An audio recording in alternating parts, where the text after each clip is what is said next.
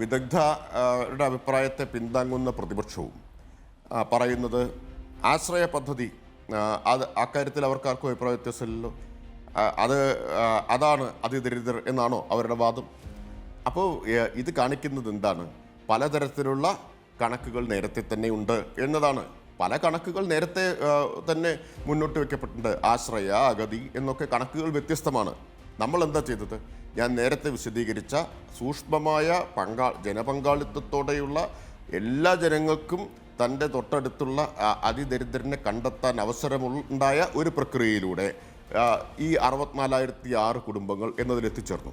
ഇനി അതിൽ സ്വീകരിച്ച ഏറ്റവും പ്രധാനപ്പെട്ട മാനദണ്ഡം എന്തായിരുന്നു?